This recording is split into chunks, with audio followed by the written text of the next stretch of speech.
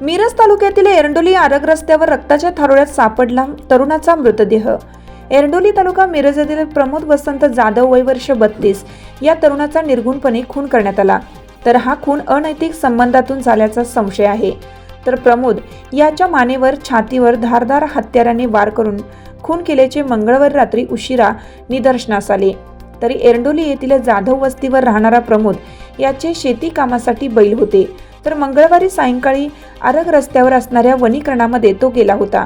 त्यावेळी त्याच्यावर दबा धरून बसलेल्या हल्लेखोरांनी धारदार हत्याराने त्याच्यावर हल्ला चढवला। तर प्रमोद याच्या मानेवर व छातीवर धारदार हत्याराने हल्ला केल्याने त्याचा जागीच मृत्यू झाला। सायंकाळी घरातून बाहेर पडलेला प्रमोद रात्री उशिरापर्यंत घरी न आल्याने त्याच्या नातेवाईकांनी त्याचा शोध सुरू केला। तर यावेळी आरग रस्त्यावर असणाऱ्या वनीकरणातील झुडपात त्याचा मृतदेह सापडला।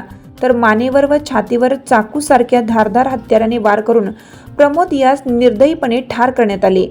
अनैतिक संबंधातून प्रमोद याचा खून झाल्याचा संशय असून त्या दृष्टीने मिरज ग्रामीण पोलिसांनी तपास सुरू केला आहे।